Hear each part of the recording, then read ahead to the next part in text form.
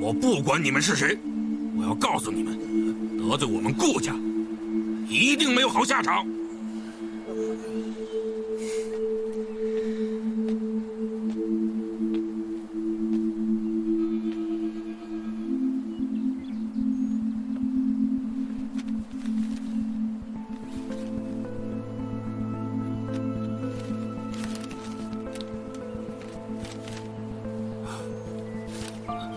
你们怎么会有这个？你们家这个账本写的可真细啊，上至朝廷要员，下至家丁门童，甚至连20多年前的账你都有。这么多人，这么多年，你们顾家可真舍得花钱，难怪这生意做得这么大。你到底想要什么？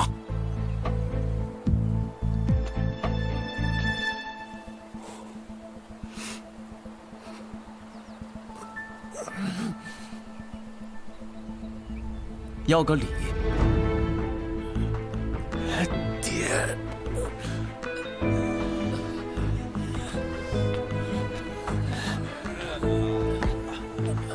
趴下。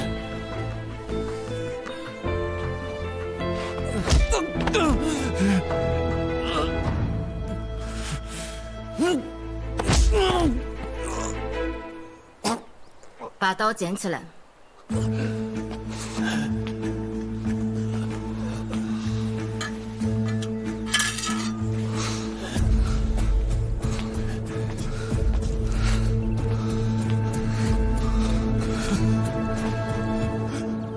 杀了他！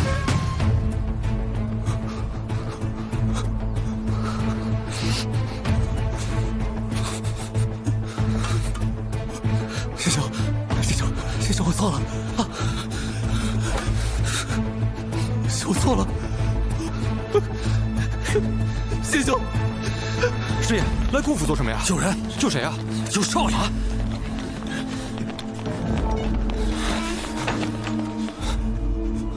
师爷，咱们救谁来着？杀了他！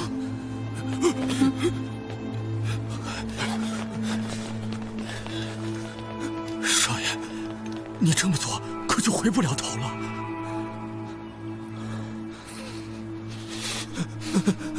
不会有证人的，大不了就把现场所有人都杀光。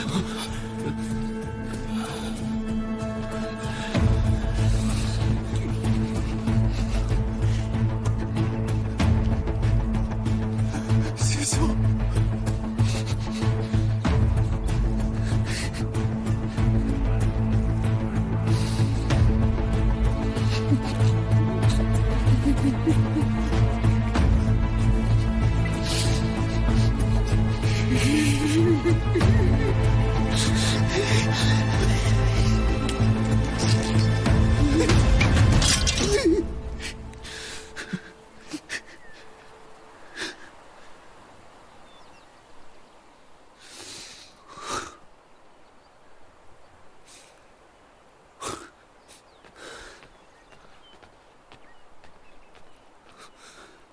废物！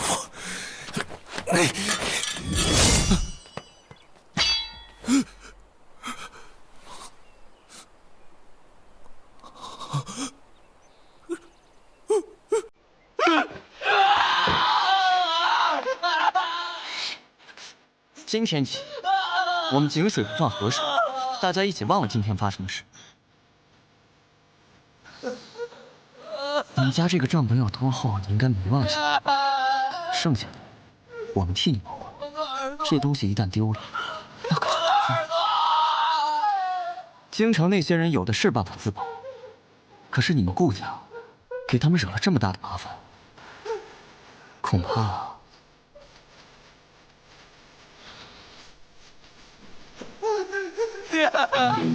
爹，我耳朵。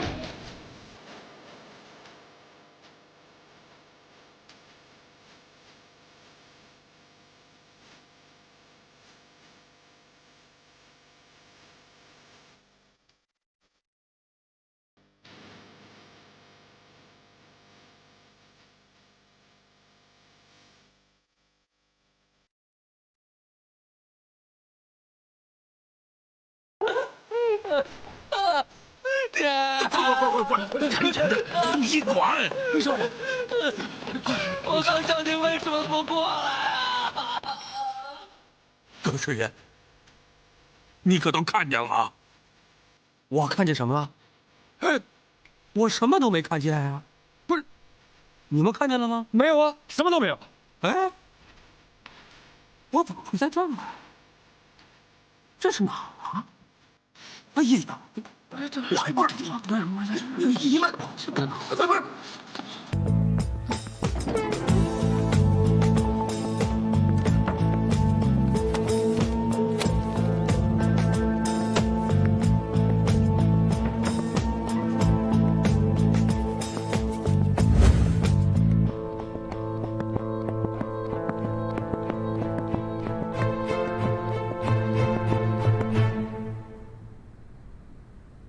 好了，事情都过去了，就别再想了。总归结果是好的，你先好好缓缓。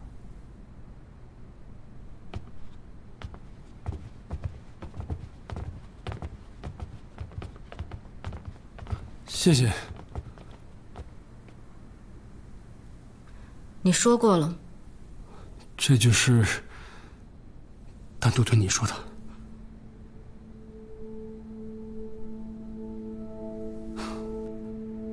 顾廷伟说的没错，我就是个废物。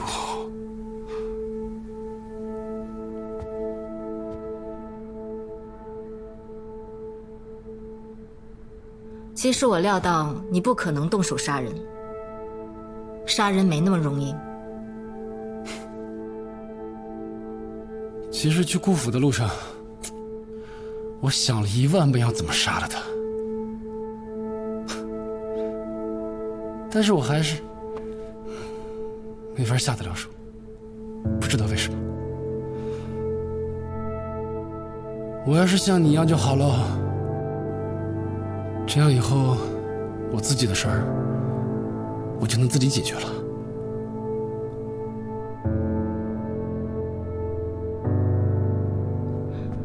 你要像我这样的话，就没有以后了。而且，你也成为不了我这样的人。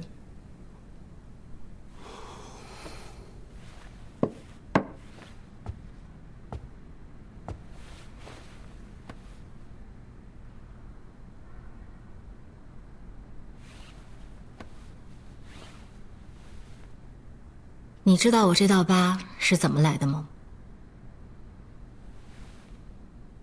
？20年前。西北大旱，连续3年几乎没有雨水，田地都干涸了，连野草都活不了。大批灾民前往南方逃荒，我们家人就在其中。那年我6岁，同行的除了父母，还有2个哥哥。山高路远。很多人在路上就饿死了，但那时候死人是不买的。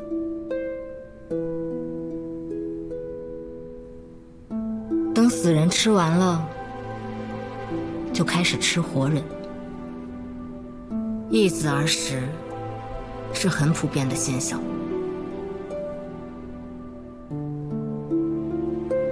为了让2个哥哥继续活着，父母把我和另外一家的孩子互换。那天，我被那家人绑了起来，倒吊在一棵树上。那是我人生中第1次，这么长时间看着这个颠倒的世界。那家人的父母跪在地上，对着天念叨着什么，不知道是感谢上天赐予他们的一顿口粮，还是在悼念着另一棵树上他们自己的孩子。那个女人在我头下放了个盆，男人拿了把刀过来，着那把刀，心里想的却不是死亡，而是那把刀很钝，割下去一定会很疼。我知道喊没有用，所以只能闭着眼，咬着牙，希望死亡能来得快一点。刀割在我脖子上的时候，我能感觉到血流了下来。这时，我突然听到一个声音，接着刀停了。我睁开眼，看到了一个锦衣男子。当时他站的位置正好挡住了阳光，脸很暗，看不清楚长什么样子，只觉得他整个人都在发着光。接着，他给了那家人一只羊，把我换走。这个人就是我的主人，曹建德。临走的时候，我看到那家人正在杀羊。原来，我也只是一只羊。之后，主人把我送去一个山庄，山庄里有几个师傅，教我识文断字，研习武艺。师傅们都很严苛，挨打受训对我来说是家常便饭，但我从不在意，因为我知道我再也不是一只羊了。我在那个山庄一共待了8年，14岁那年，主人让我下山，他给了我一本图册，让我把上面所有的人都杀掉。我问他为什么，他说只要是他吩咐的事情，永远不要问为什么。我把那15个人全部杀完之后，才知道他们是一伙山贼。从那之后，我为他做事，再也不会问为什么，因为我知道他肯定有他的理由。原来你一直这么拼命的为他报仇，是因为他救过你，他是你恩人。这么些年，我为他做过很多事，有的枯燥乏味，有的残忍冷血。我一直在他的安排下活着，那样的我是有目标的。但现在他死了，除了报仇，我不知道我还能做些什么。所以你就说，像你这样的人是没有以后的。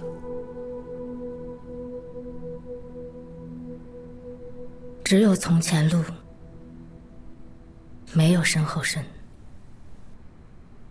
你说你身不由己，其实你自己清楚的知道，你只是在为别人而活，你被别人拴住了。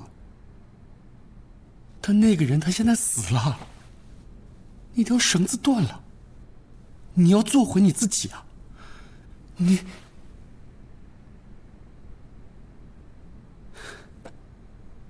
你还有很多事情是可以去做的。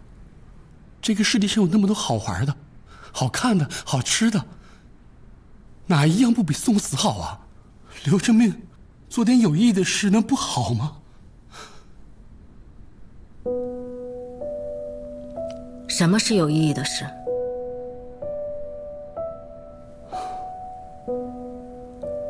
你这么一说，我还真不知道。不过，总能找到的。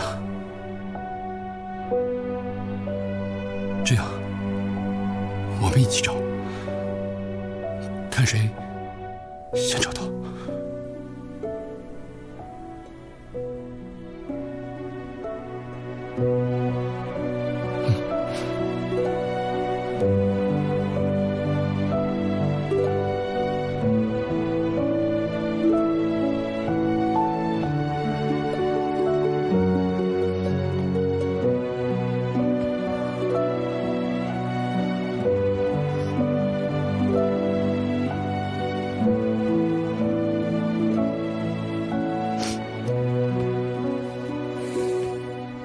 月娘，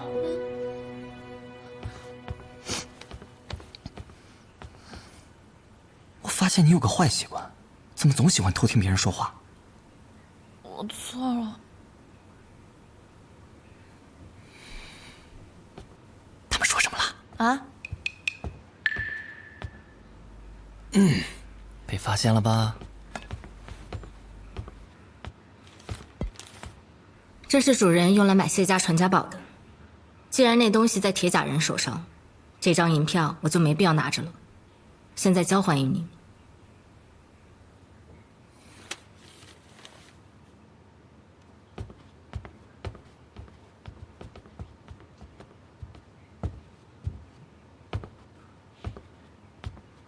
曹生，我们什么时候去接太子啊？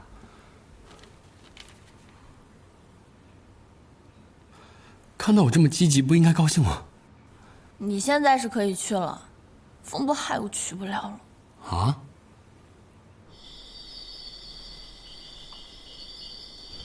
哎，客官，你的水。谢谢。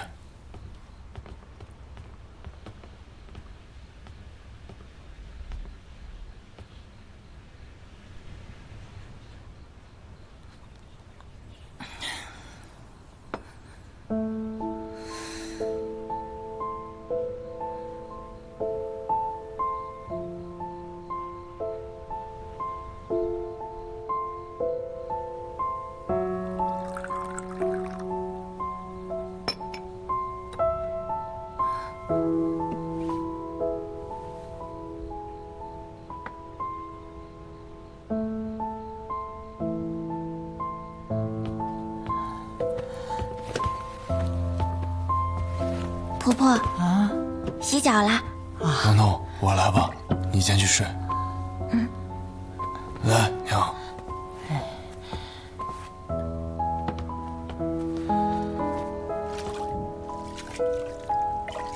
观音啊，你是不是有什么心事啊？没有。屋顶修的怎么样了？快就好了。我真是没想到。怎么了，娘？以前啊，你都是一个人独来独往的，除了小包，你没什么朋友。那时候我就在想啊，如果我不在了，彤彤长大嫁人了，就剩你一个，孤零零的。不过现在，我发现你身边多了很多朋友，娘啊，就不用担心了。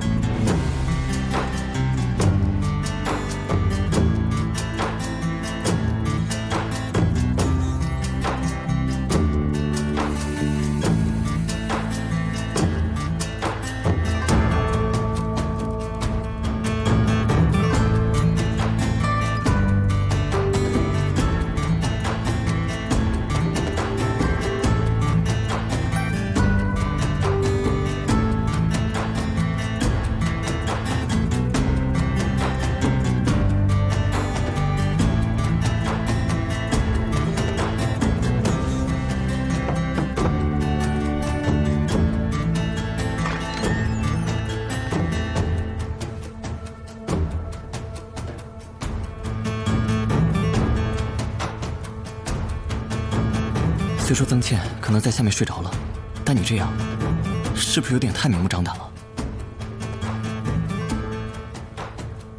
我可以帮你们，但是有些事必须要说清楚。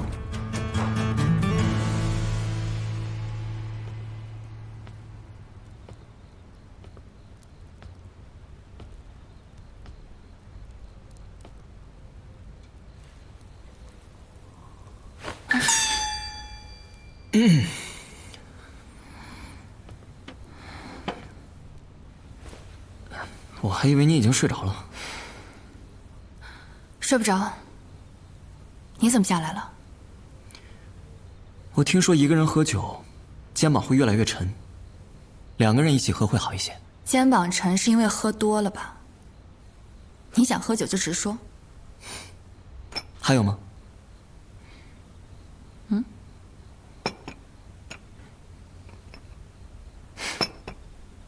看来是没了。你下来也不是喝酒的吧？你知道这2天我最欣慰的一句话是什么吗？是你说，即便你再着急，你也不会失去理智。接下来我要告诉你一件事，希望你也可以保持理智。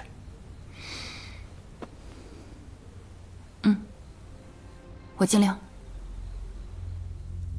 哎呀，你流血了！之前风不害胳膊上的伤是后烫的，其实一开始是剑伤。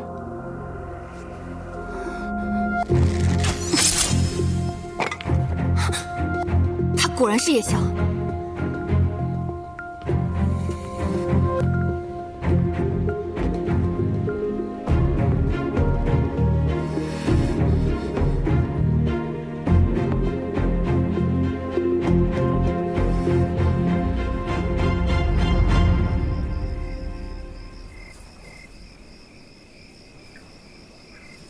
你说了那么多，其实我根本就不在乎你到底是风不害还是刘冠英，我只想知道，你为什么杀我爹？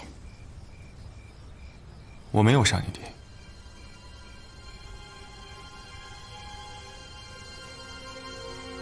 我加入踏白都之前，曾经就职于邹无院。有一天，我接到一个任务，让我去九原山保护一位猎户。邹无院的任务一般都是秘密进行，所以我当天穿了一身黑衣，也蒙了面。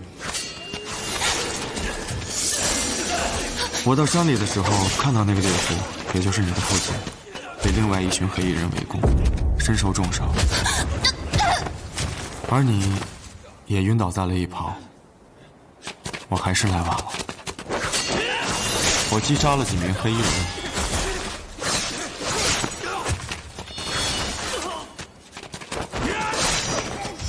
不过有2名逃脱了。我看到你父亲躺在地上无法呼吸，以我的经验来看，他应该是血块阻塞气道所致。所以，我用刀刺进了他的气道，让他得以呼吸。这时你刚好醒过来，看到了这一幕。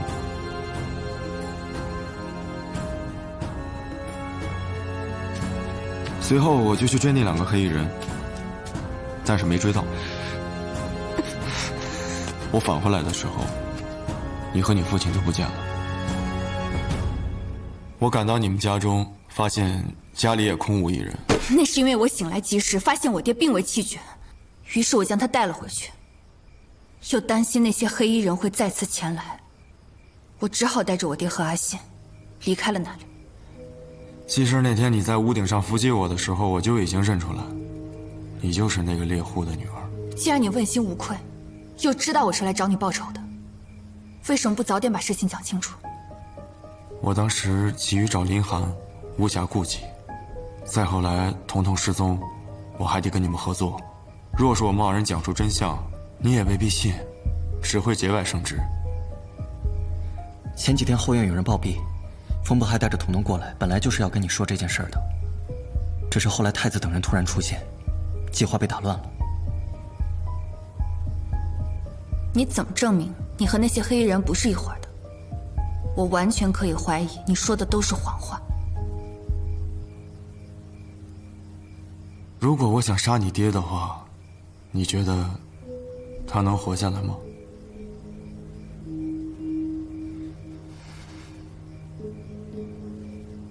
我爹没有活下来。1天后，他就走了。那是因为他身上的伤太重了，有10几处，本就无力回天。如果没有我那一刀，他当时就死了。那到底是谁，让你去保护我们的？邹无怨掌院。掌院是谁？不知道。那天曹胜从太子那儿拿回来那些卷宗，就是邹无怨留下的，上面有那个人的私章。邹无怨的任务一般都是他通过私章下达的，没有人知道他是谁。现在邹无怨又解散了，再想找这个人，就更难了。关于为什么他让我去保护你们，说实话，我也挺好奇的。唯一的解释就是，你们不是普通的猎户。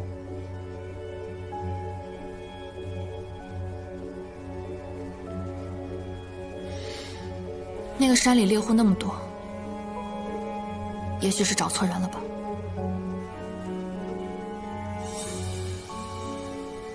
关于你刺穿7道救人一事，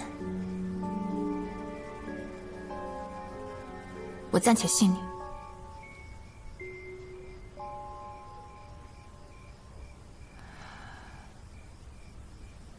看来你们2人之间的恩怨，真的只是一桩往事。但是接下来呢，我要跟你们说2件事，希望在你们那儿也可以成为往事。既然你都已经这么说了，那看来很有可能是恩怨。恩怨也好，往事也罢，我坦白吧，但你们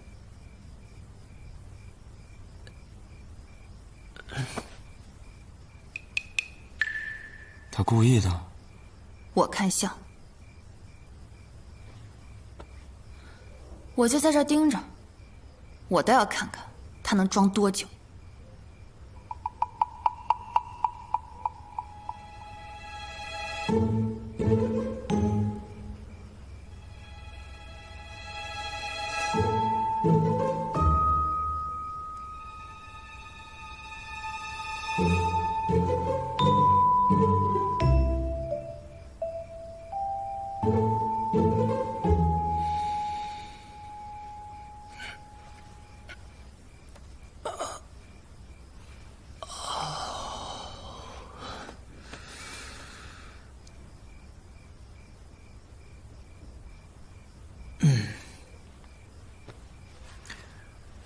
不好意思啊，我又睡着了。我睡了多久？还有半个时辰天亮。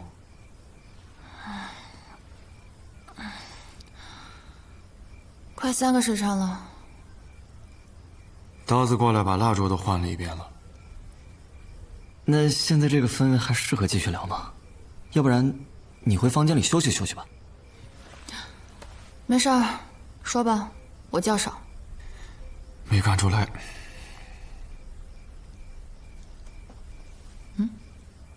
你流鼻血了。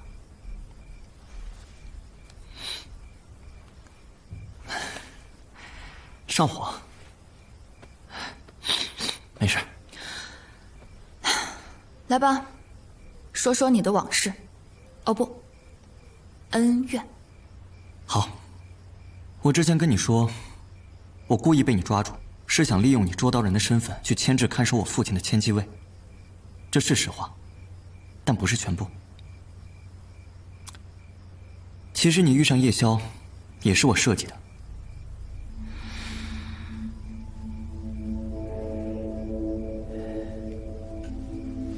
我先声明一下，我当时真的没有想到我们现在会成为朋友。从我成为通缉犯开始，追捕我的捉刀人不少，但能咬着我一直不放的只有你一个人。这让我对你非常的好奇，于是我委托人去打听了一下你的事情，发现你一直在寻找一个左边是断眉且武功极高的人。从你打听他的言辞中来判断，他不可能是你的朋友，那应该是你的敌人。刚好我知道这个人在哪儿。在这之前，我得知我父亲要被押解到登州，我提前来登州进行部署，发现悬赏令上的叶宵，左边是断眉，且武功极高。我推测他应该就是你要找的人。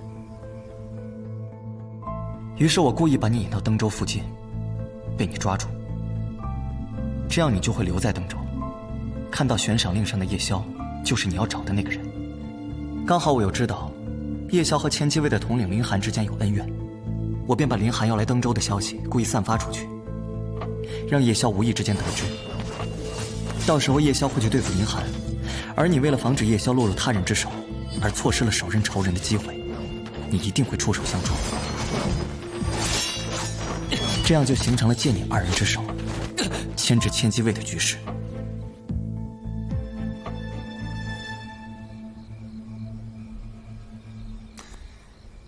我和林寒的事儿，你是怎么知道的？从我知道曾倩要找的人是叶宵开始，我便着手调查叶宵。起初我毫无头绪，直到后来我通过他的作案手法推断，他应该是行伍出身，范围一下就小了很多。我父亲之前救人于兵部，我利用他的人脉到兵部去查阅了卷宗，发现有一个人也是左边断眉，名字叫做风伯害，之前就任于百里渊的神机营，吴秀灵之战之后调任踏白都，后随百里渊前去呼和追剿残兵。呼和之战之后，风伯害向上级告发同袍林寒杀害了同袍刘冠英，刘冠英遇害一事没有结果，风伯害随之也销声匿迹了。现在看来，是我父亲从中干预了，因为他不想让林寒的身份暴露。我寻遍登州，没有找到一个叫做风不害的人，但我发现了一个叫做刘冠英的，以卖菜馍为生，也是踏白都卸甲归来。可是刘冠英不是已经死了吗？那就只有一种可能，这个刘冠英就是你，风不害，也就是叶宵。我是叶宵的这件事，我一直以为是你和姨娘为了调查我的底细，潜入到我家，翻到了我伪装的行头的时候发现的。这样说来，你早就知道了。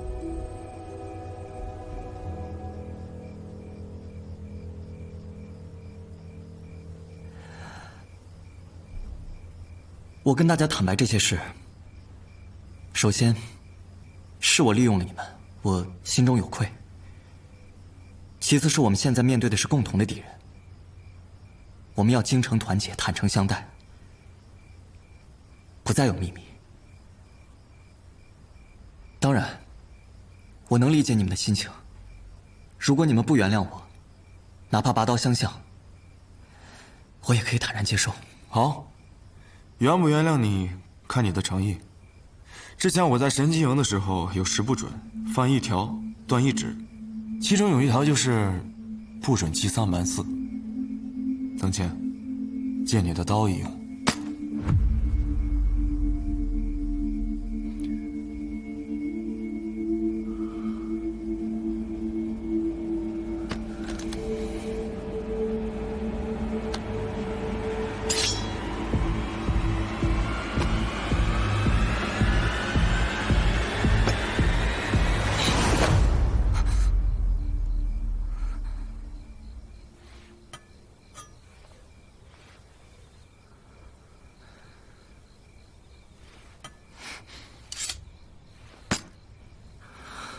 如果不是他及时出手，你刚刚那根手指就废了。那我也认了。喂，闹完了，要不再喝点儿？风白，原来你长这个样啊！我还是觉得他脸上有点疤更适合他。你想不想来几刀？行。哎，等一下，我好像还有一件往事。你的往事似乎多了一些啊。谢公子，之前劫马车挟持你的人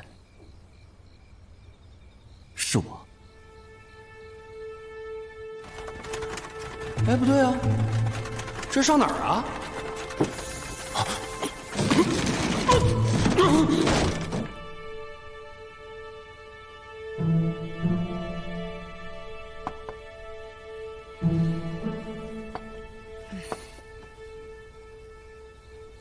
曾倩，你的刀让我用一下。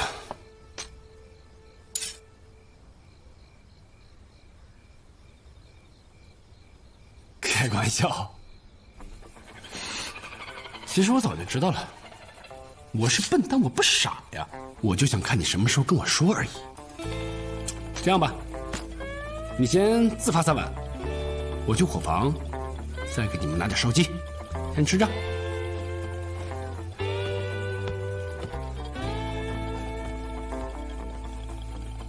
有没有可能，他其实不知道，是为了面子才故意这么说的？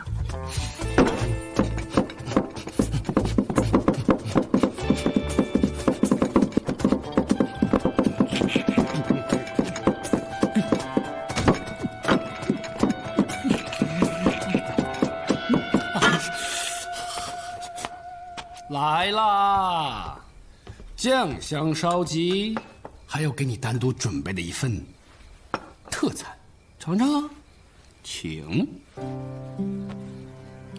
尝尝吧，请吧。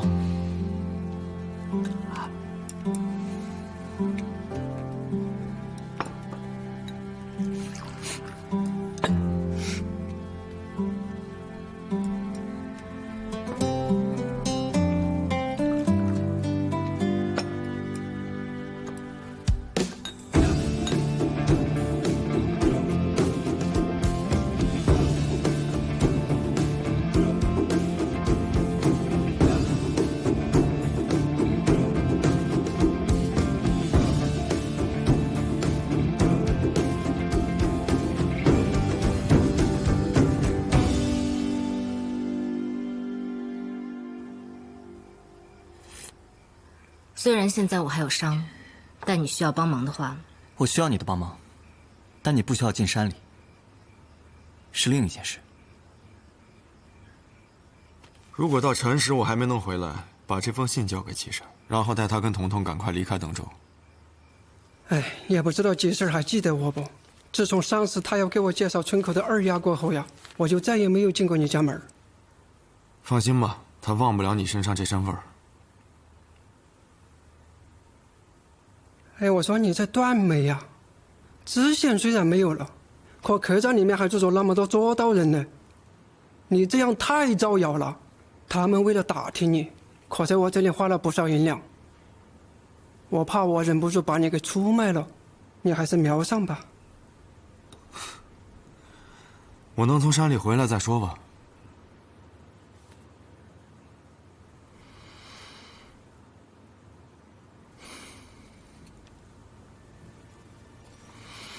要这么长吗，少爷？我们要夜里劫持太子，针太短，我怕时间不够。那你就等到夜里再扎。白天也不能出岔子，不能像昨天晚上那样。昨天晚上你睡了3个时辰。这次你要扎这么长，那你下次岂不是……箭在弦上，别管了。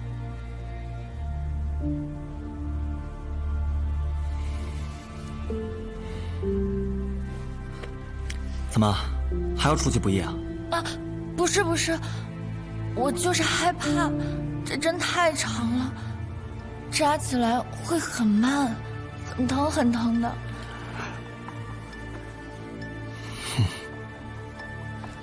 那你忍着点啊，少爷。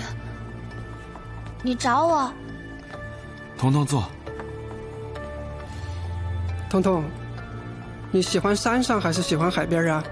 海边吧，没去过。怎么了？我那边刚好有一处宅院。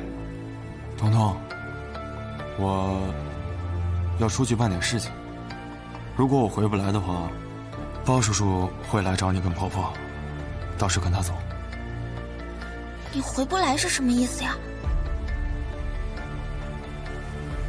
意思是我们在别的地方再相见。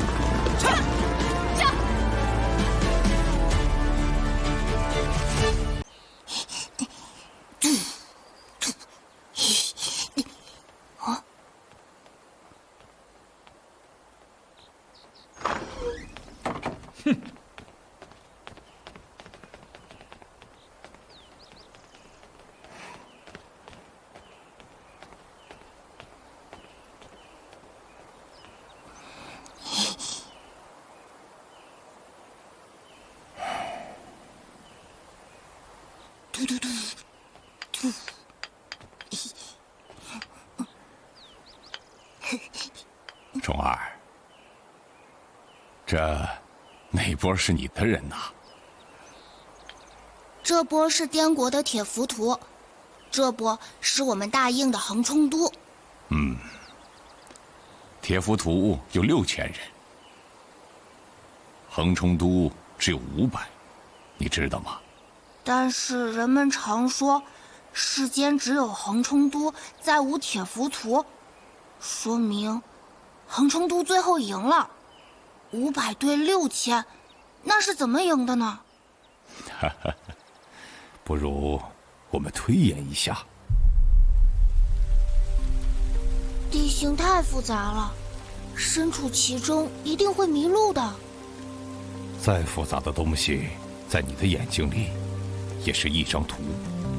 你看一眼的时候，那张图已经到你脑子里了。你要做的是，怎么从脑子里找到这张图？用之不分，乃凝于神，它自然会浮现出来。可对面的敌人那么多，我的人太少了。两拨人差不多，比的是勇猛，但是要以少胜多，那光靠勇猛是不行的，还要有谋略，这样仗打赢了才了不起呀。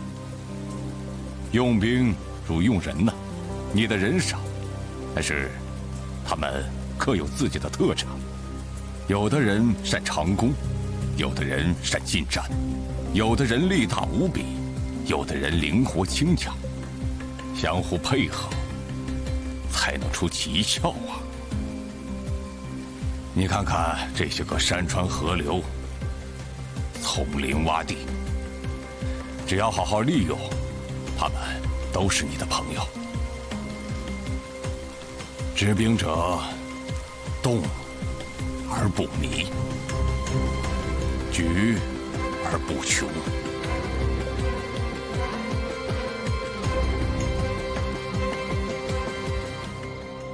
杨家岭分为南北2个山头，据包哥的消息，太子等人目前还在杨家岭的北山，并没有回来。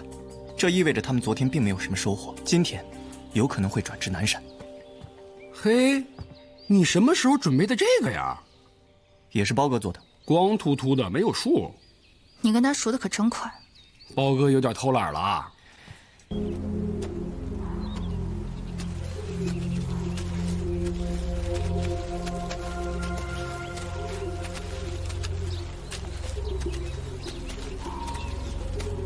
想要劫持太子，在他狩猎的时间是不太可能的，最佳的时机就是在夜里，他们扎营休息的时候。那万一他们猎到了天马，今天就回来怎么办？所以我们不能让他们猎到。他们打猎是业余的，但是我们有专业的。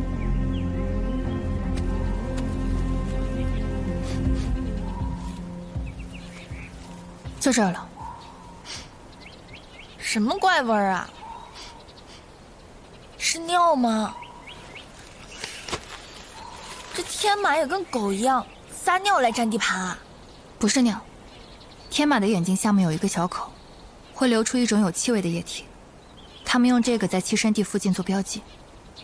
哦，但咱们一路过来也没见着天马。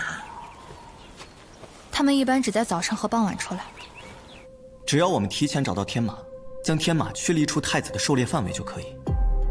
杨家岭的天马天下闻名，为了防止人们过度猎杀，官府在杨家岭的南山和北山各处派了1名适龄人，一旦发现有人偷猎，便会立马上报官府。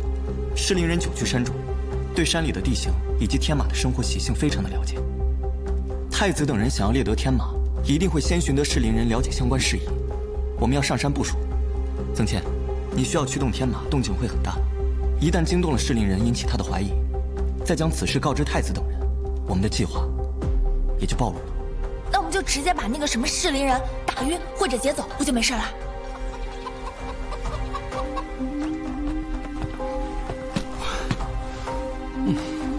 谢大夫，家伙事太沉了。得亏咱们知道这适龄人不会功夫，要不然还真搞不定他。太子到了适龄人住的地方，没有看到适龄人，势必会警觉。我明白了，你们弄走适龄人，我变成他。不过话说回来啊，就算我易容成适龄人了，他懂的那些我又不懂。太子向我了解情况，我答不上来怎么办？你不懂的，自然有人懂。曾倩，这回换你教我了。那可得先叫师傅了。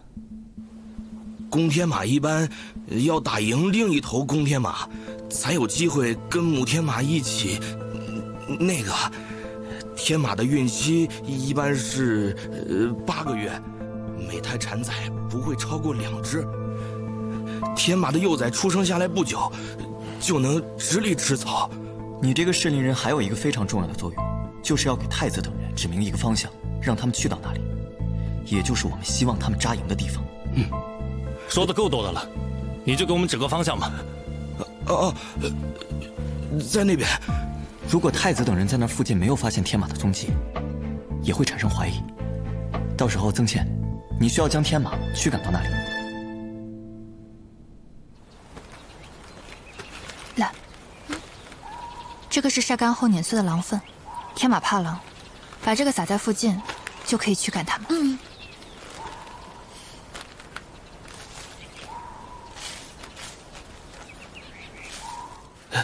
西南方，天马近期都在那边活动，不过白天天马肯定都已经躲起来睡觉了，吹号角能把他们惊出来，但是你吹号角的时候，你得注意。行了行了，怎么那么啰嗦？啊，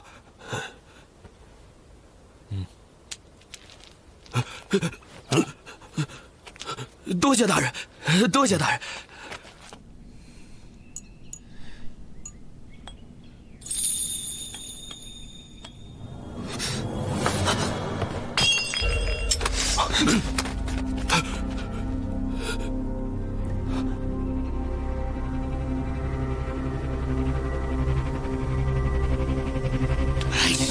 这个死猫抓老鼠不会，天天摔碗砸锅。今天好好给你点颜色瞧瞧，让你长长记性。给我出来，出来！打死你！出来！打死你！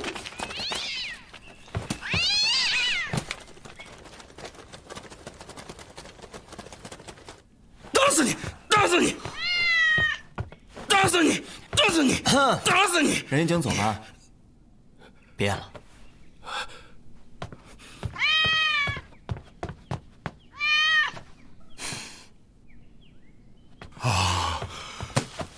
呀！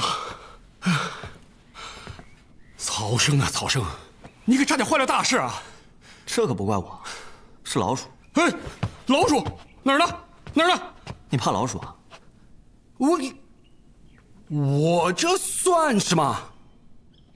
哎，刚才那个太子，一听见屋里有动静，一下子就躲到侍卫身后去了。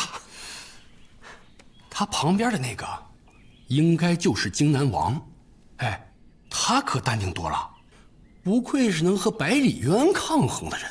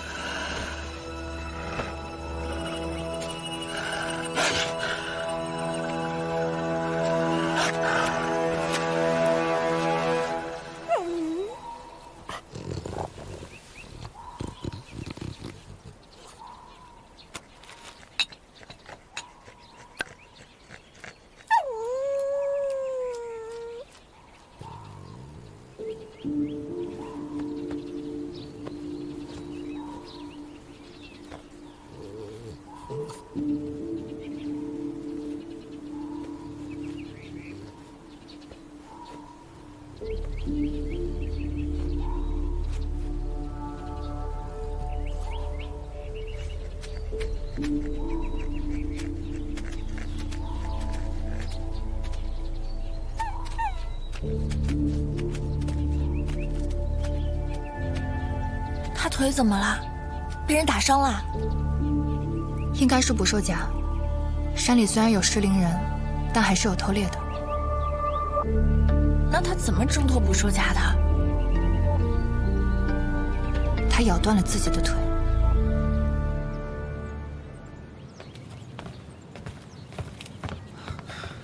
哎，记住了啊，这碗是给陈秀菜的，他不吃葱花，别弄混了啊。知道了，掌柜的。去吧去吧。吉婶，哎，今天多亏你帮忙了。没事，我帮你多摘一点，晚上用得上。原来你是清风楼的掌柜啊！这，看着不像吗？这，你这身打扮怎么能看得出来呀？我平常啊看谢公子没管过什么事，感情清风楼原来靠的全是你啊！过誉了，过誉了，老掌柜走了，我呢是临时兼着的。啊，那你兼多久了呀？我兼了有个12、3。你兼了10几天啦？12、3年了都。啊？彤彤，人不可貌相，说的就是这个意思。谁让你喝那么多的？输了就输了呗，真是的。哎呀，谢公子朋友招惹不起，赶紧走。讲道上了，就是。哎，三爷啊，嗨，最近手头方便不？别忘了欠我2两银子啊。周署的通缉令啊，我看。哼，苍云山那些贼寇啊，我告诉你，他可不是个单打独斗的贼呀。他，哼，他也就10个8个人吧。我交了20多个同行兄弟。哎，你们俩搭个伙呀？搭伙？你知道他们什么来历吗？都是刀口舔血的兄弟。我不妨告诉你，这帮人很可能是千机卫。别说20个，再来20个，还不够人家塞牙缝呢。三爷可是救你一命啊！欠你这点银子，还好意思要啊？啊！别那么小瞧。哎，他说的是不是真的？千机卫。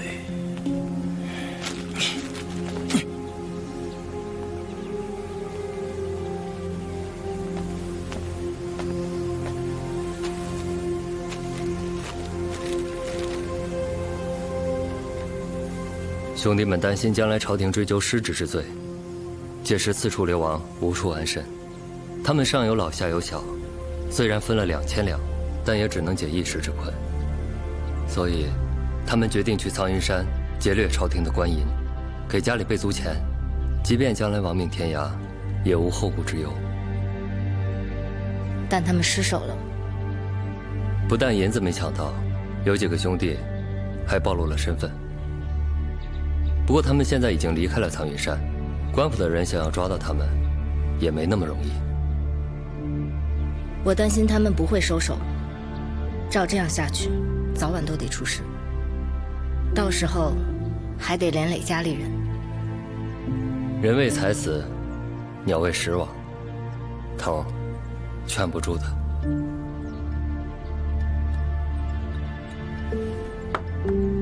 把这金牌融了，把钱分给弟兄们。这可是你的统领令牌，韩自营都没了，还要令牌有什么用？我也拿不出更值钱的东西了。这是我能尽的最后一点心意。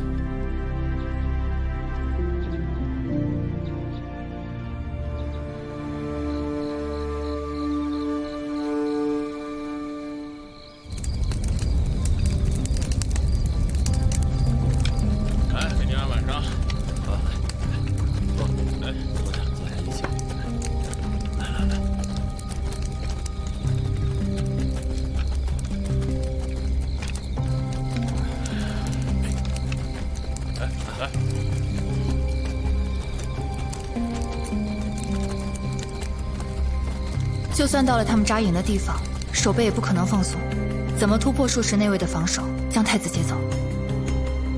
如果我们提前埋伏在他们扎营的地方呢？风不害是行武出身，他可以猜测出太子他们会在什么地方扎营。但什么样的地方既适合扎营休息，又具备潜藏的条件？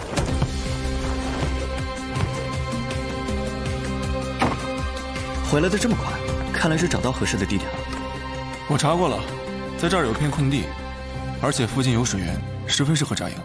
曾谦，你需要将天马驱赶到那儿，然后天马会将太子等人带到我们希望他们扎营的地点。这样，我们就不需要突破他们的防线，因为我们已经在他们的防线里了。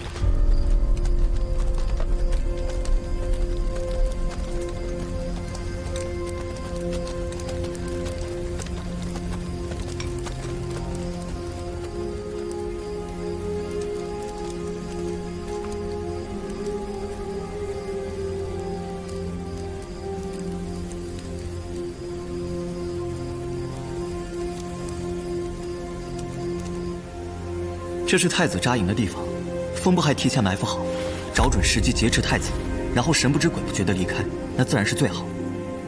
但一旦被发现，你面临的将是数十内卫的追杀。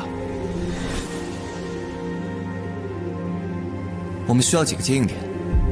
第一个，元娘在这儿；第二个，曾倩，你在这儿。然后我跟谢景堂会在山下为你们备好快马。那我们什么时候接应合适呢？只有确定被接应人出事了，才可以行动，不可贸然出手。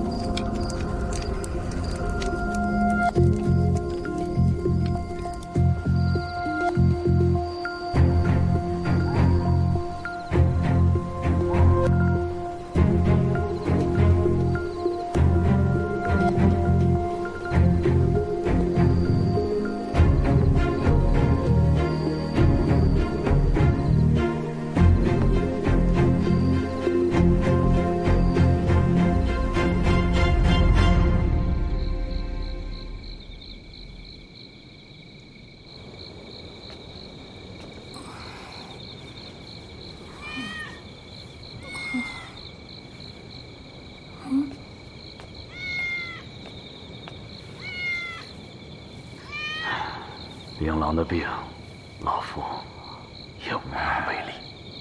你宗神医都这么说了，那我也不用再问其他人了。我跟你提的施针的方案，你还没用过吧？人真止渴，不到万不得已，我是绝对不会用的。老曹啊，你还是会用的，我了解你。以我2年来对他的观察，他的病情并没有恶化的迹象啊。千里之堤，溃于蚁穴，筑成蚁穴，年长日久，但溃堤只在刹那之间。你估计他还有多少时间？很难说，但总有一天，他扎针或者睡过去的时候，会出现流鼻血的症状。这意味着什么呢？意味着你要为他准备后事了。所以，你必须要在他出现这个症状之前找到那座城，那是救他的唯一办法。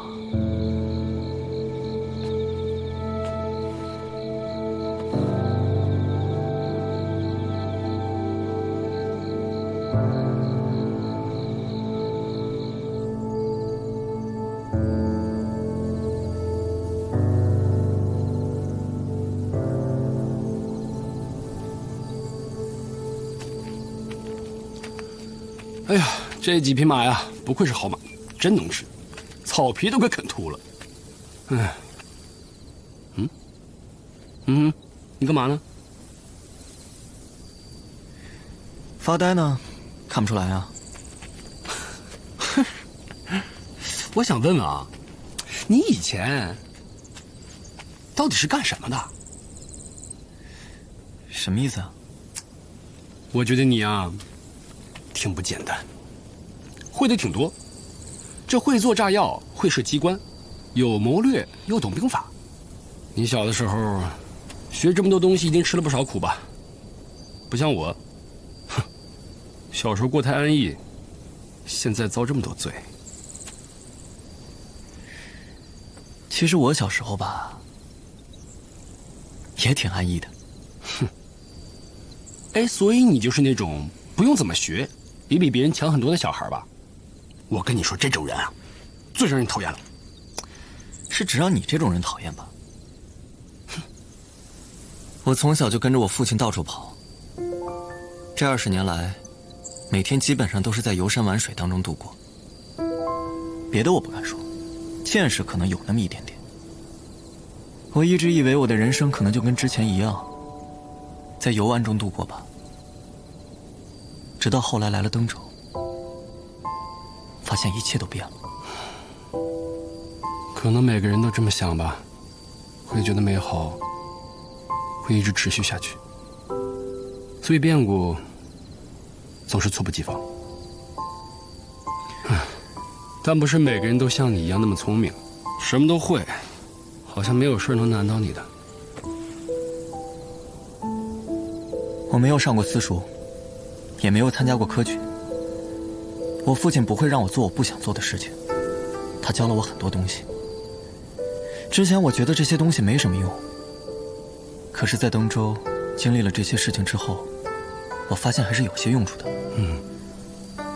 但不能说难不倒，只能说更难的事情还没有发生。啊？还有能难倒你的事儿？哎，曹生，我听说你连大坝都炸过呀？这事儿怎么谁都知道呀？你别管，关键是炸大坝，大坝那么结实，你是怎么做到的？那些炸药是我父亲自己研制的，威力比普通的火药要大一些。哎，我先不说这个啊，就炸大坝这个事儿，多伤天害理呀！你为什么要这么做呀？我那是救民于水火之中。我当时路过那个大坝，发现上面有一个窟窿。你猜我在窟窿里看到了什么？看到什么？一只巨大的眼睛，还冒着绿油油的光。我当时以为那可能是个壁画，直到后来，他眨了下眼睛，我就猜那个大坝肯定不简单，我就把炸药埋在了下边，把里面东西给炸了。哎呀，陶生啊，你这个人啊，你不但伤天害理，你还胡说八道。是你要问的，我说了你又不信。你说的太吓人了，什么窟窿有个大眼睛啊？这谁听了不害怕呀？哎呀，也不知道风不害那边怎么样了，在那儿藏了那么久，稍微有点动静，可就被人发现了。他以前是踏白，除了追踪查缉，潜伏隐藏也是看家本领，尤其是长时间的潜伏隐藏，除了能保持清醒，还可以在面对任何干扰时不失方寸。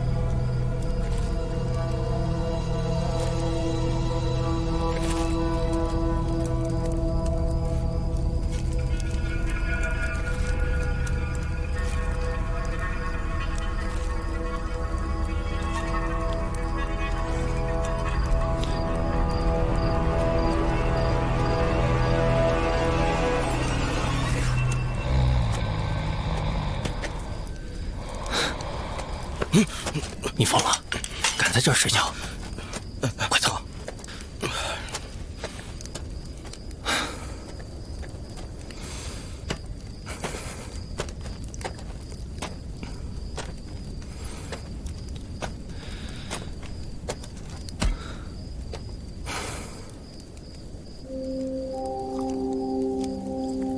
动手的最佳时机应该在丑时，那时候该休息的人都休息了，警戒会有所放松。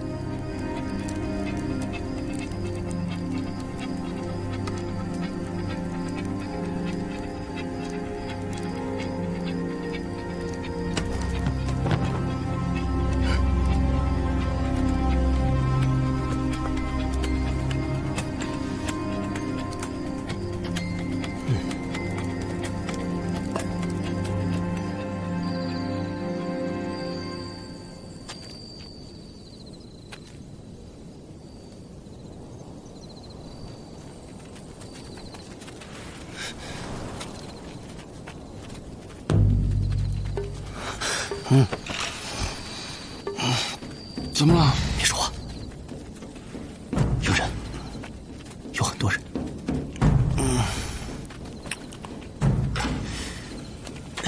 我。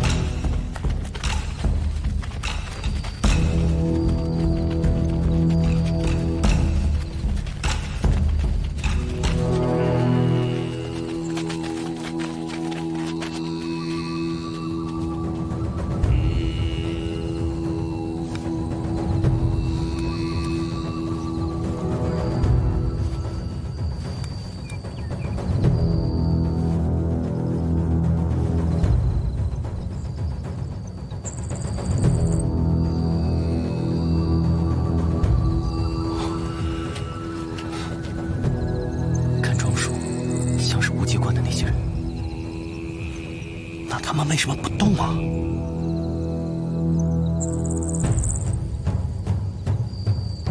应该是在等着什么吧。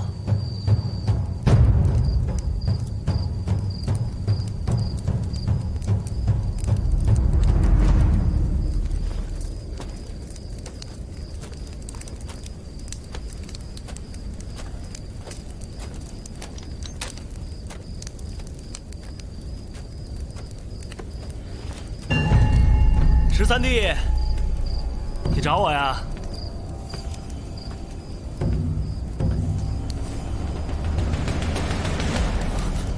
？13，太子杀了济南王，杀人了！杀人了！太子杀了济南王，快来人呐！快来人呐！杀人了！太子杀了济南王，快来人呐！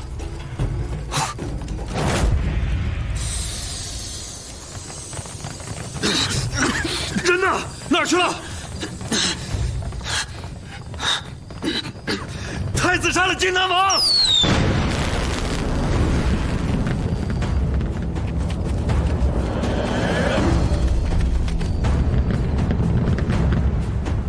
信炮，冯部还被发现了啊！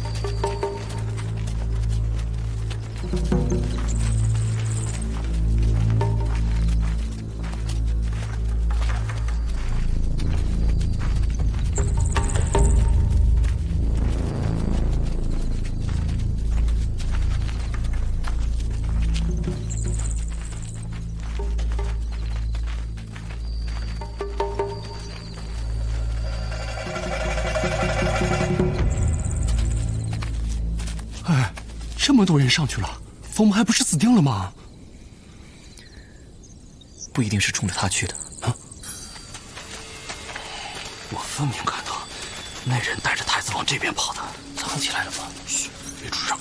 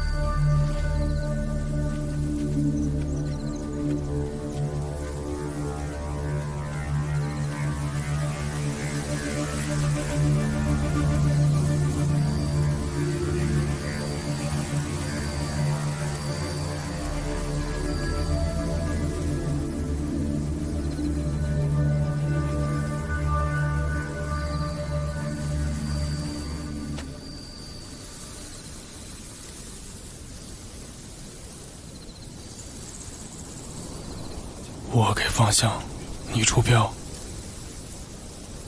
这是什么方向？好。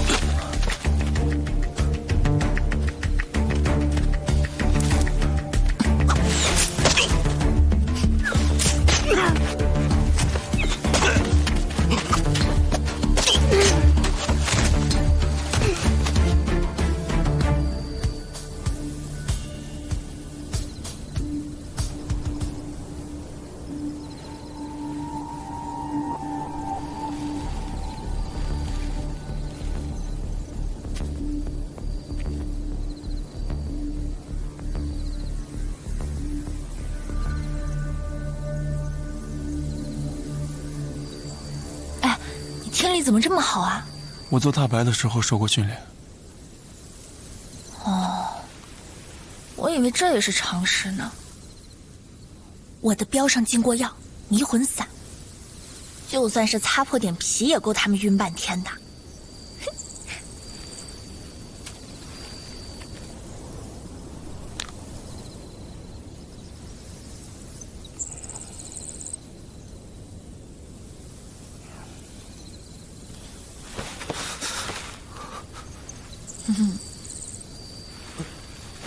金丹王被杀这件事儿，你是被陷害的，我们是在救你。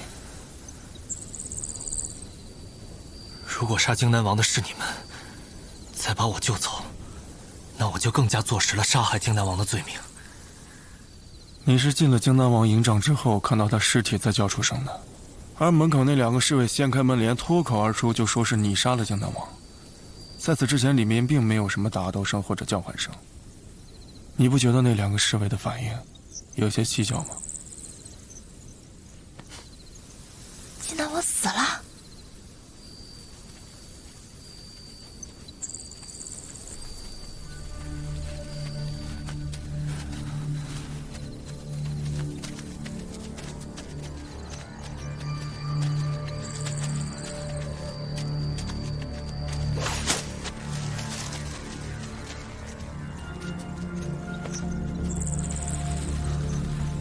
山下怎么突然来了这么多人啊？是来救他的吗？不像，他们来得太快了。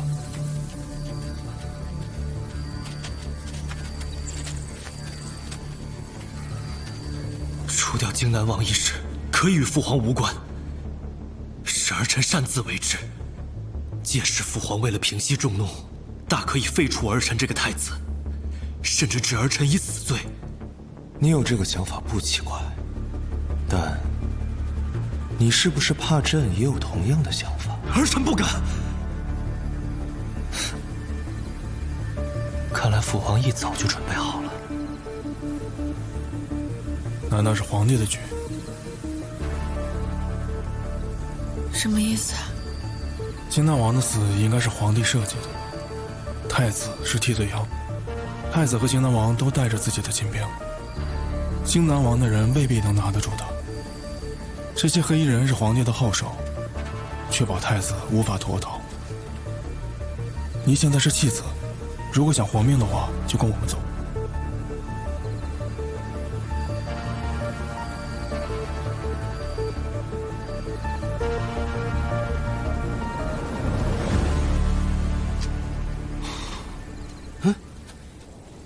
宗倩，上去那些人，你们看到了吧？那帮人在这等了半天了，你怎么下来了？我不确定山上出了什么事，只看到信炮，随后就看到一帮人向山上行进，所以那支信炮应该是给他们发的。我觉得我们的计划应该出了问题，但你之前又说过不能贸然行动，所以下来问你下一步应该怎么办。但曹胜说那帮人不是冲着风不害去的呀。他们提前在山下集结，如果目标是风不害，那就意味着他们已经获悉了我们的计划，我和你一定会被发现，而曾倩，你也不会安然无恙。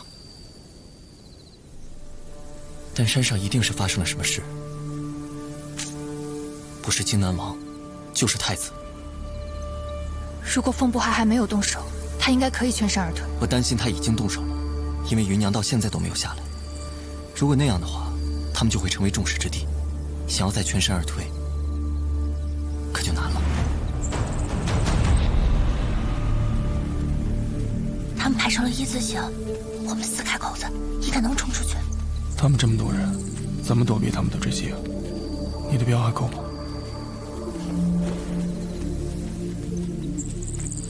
没事，边打边退。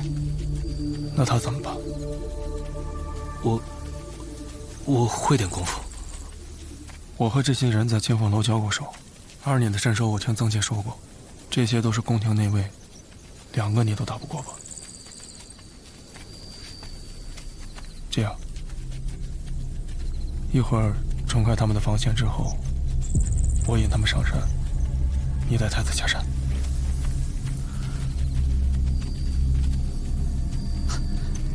你带太子下山。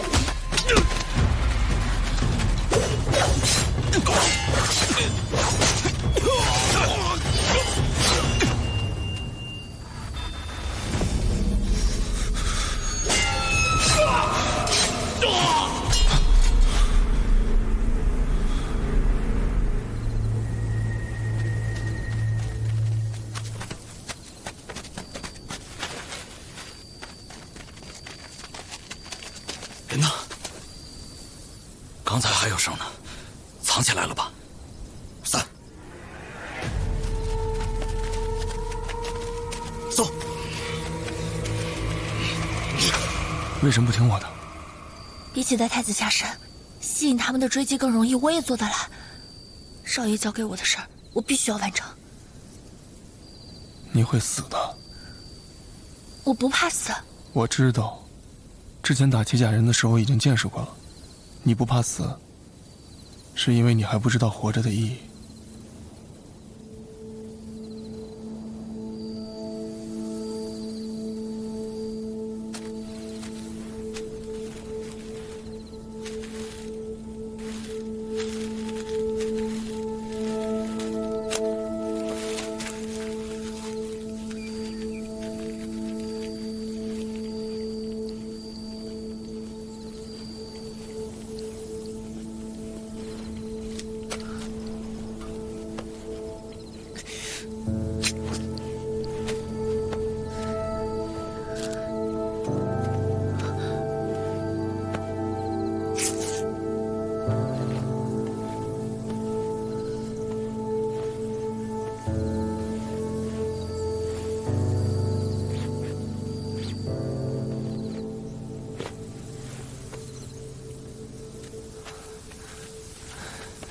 又来了不少人。借见那位久居宫廷，而我是他呗。黑夜深山，我能自保。一会儿看准时机带太子下山。我边打边引他们往山上走。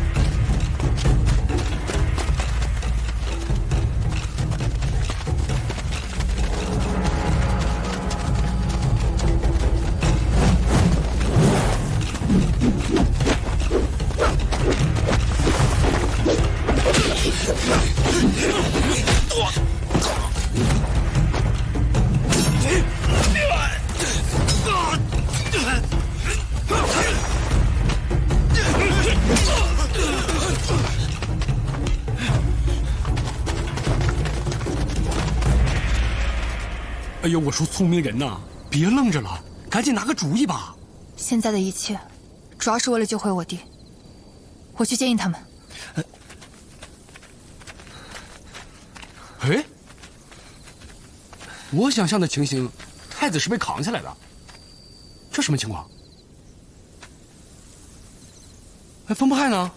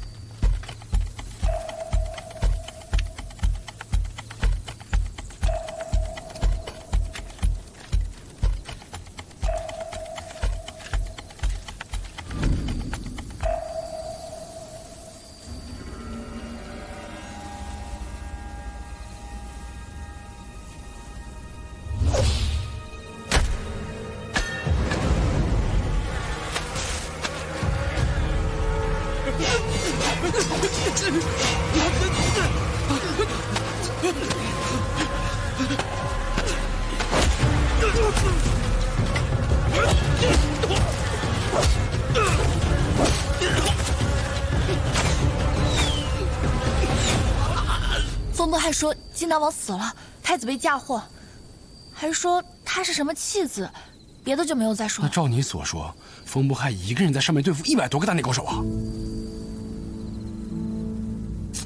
咱们不去救他，他就死定了。要救，但是要有办法，不然只是徒增伤亡。天快亮了，形势只会对风不害越来越不利，必须要去帮他了。我跟你一起。等等，都一起吧。早知道还不如在信炮刚响的时候就上去，反正都是死。我有办法了啊！哎呀，我就说没什么能难倒你嘛，什么办法呀？围魏救赵。嗯，山上是赵，那魏在哪儿啊？无极观。打道观啊！虽然这里来了100多个人，但留在道观里的人肯定比这儿还多呀。再说还有铁甲怪人呢，就咱们这几个人，怎么围这个魏嘛？曾倩，你先上山，其他人跟我回去。我跟曾倩一起。你不能去。为什么？曾倩是猎人，她在山上有办法，你去了只会让她分心。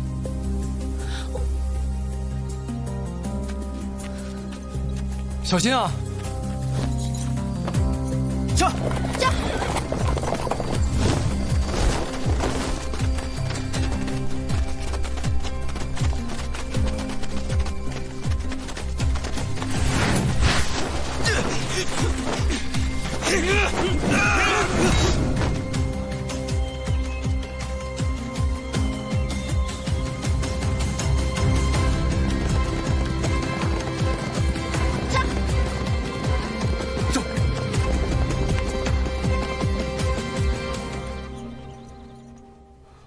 谢景堂，你安顿一下他。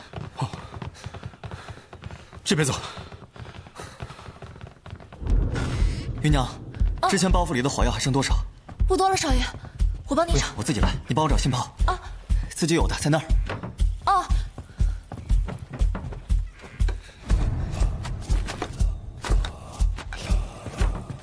啊，少爷。太小了，还有个大的，再找。好。红色，红色是银珠，青色，铜青。皇上，需要帮忙吗？帮我找些铜青，还有银珠过来。银珠好找，药铺就有。铜青我上哪儿找啊？铜锈。啊，好。少爷，这个可以，你跟谢公子一起找，越快越好。好。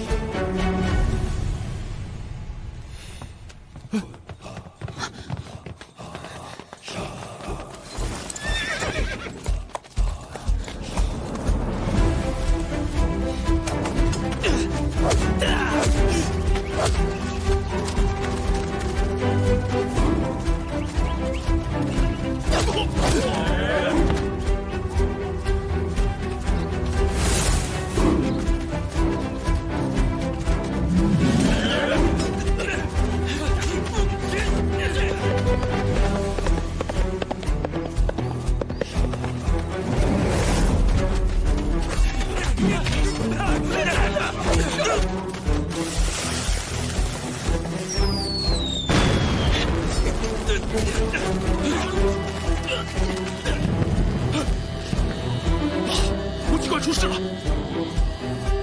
你们几个去帮忙，传令让2队留守，继续搜索太子，其余人速回武器观。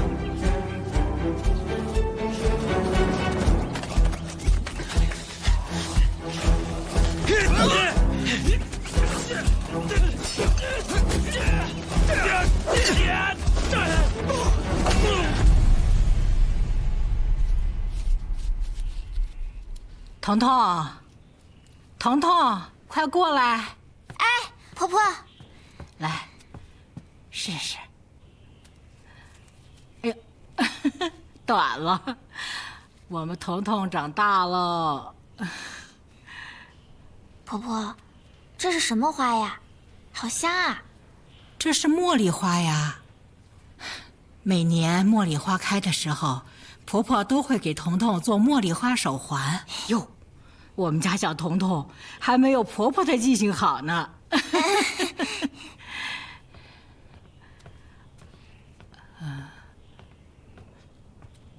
小包来啦！哎，姐儿，是我。二丫的那个事，你考虑的怎么样了？哎，还提这事儿，我来是有正事了。你和彤彤收拾一下，跟我走。怎么了？是要去海边了吗？观音都交代了，你们跟我走就行。观音是不是出事了？她没事儿。我看她昨天晚上就有心事。她到底出了什么事？她真没事儿，你们先跟我走，她在那边等你们呢。你不说清楚，我们是不会跟你走的。真没事儿，就是想啊，带你们去散散心。小包啊，虽然我眼睛看不清楚，但是我心里不瞎。你还是老实说吧，你是瞒不过我婆婆的。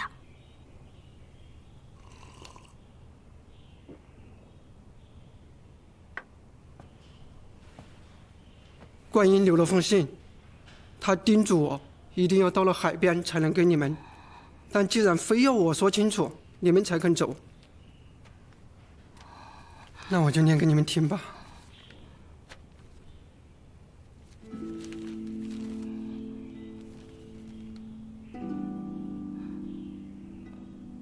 念呀。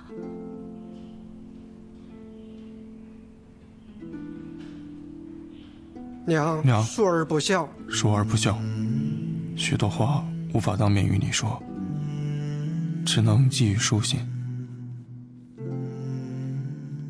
提笔容易，落字却如千钧之重。有个秘密我瞒了你许久，今日迫于形势，不得不将其道出。娘，我不是刘观音，我是风不害。来登州之前，你我皆是嘉州人士。其时其地有誉王贵为皇叔，横征暴敛，独霸一方。士绅遂组织百姓上京告御状，试图揭发誉王罪行。不料，这一行人尚未离开嘉州地界，便悉数死于非命。我父亲和冠英的父亲也在其中。誉王与知州沆瀣一气，州属通报说是山贼所为，此事最终不了了之。我与冠英自幼便是乡邻，又一同拜师学艺，感情甚笃。因父亲被誉王所害，我们悲愤难当，相约一同去刺杀誉王。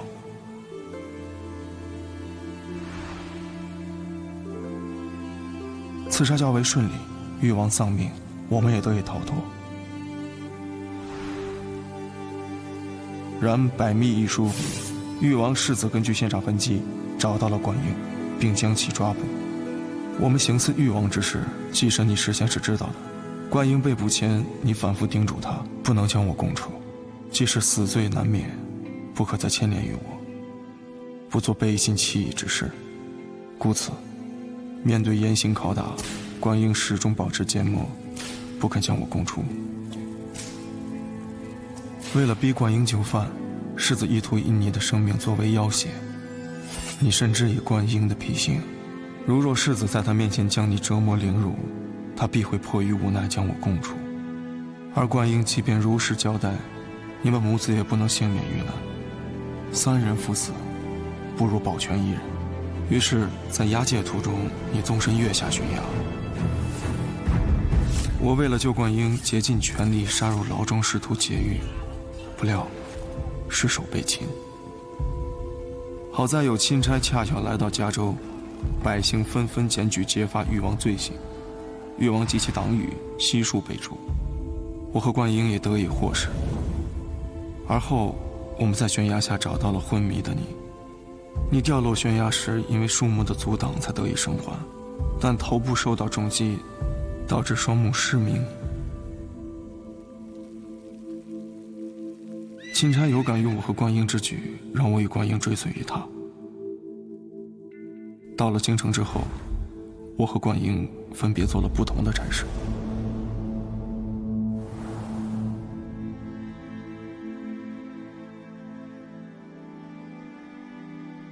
多年后，我们随军出征，又在踏白都相聚，但因一次战事失利，他不幸殒命。冠英于我来说，不仅仅是同袍，是朋友，更是兄弟。而他的母亲你，已经为我失去了一双眼睛。我不愿你再承受丧子之痛。童童尚幼，我也不愿他受此打击。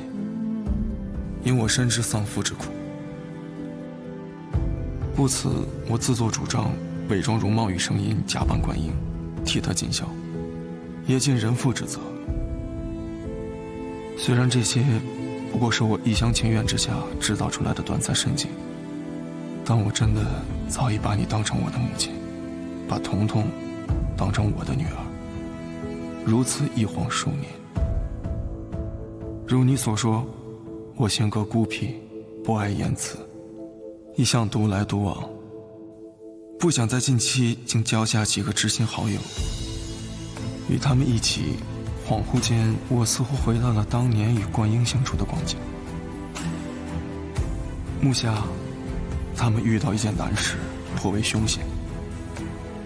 情义之重，当重于一切。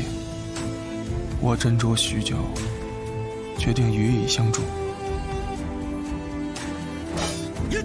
因为我清楚，现在的我至于他们，就像当年的冠英和你至于我。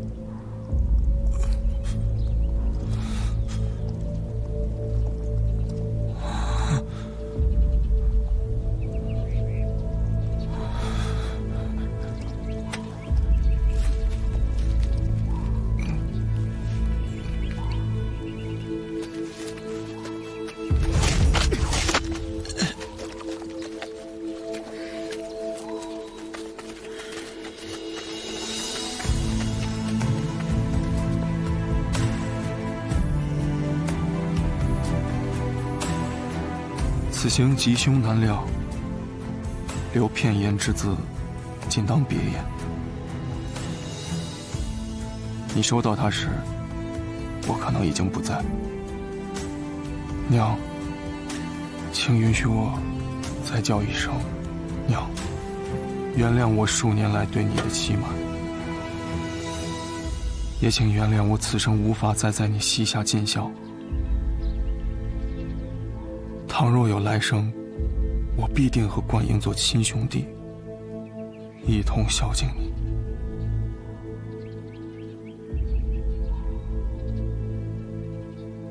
风不害，绝壁。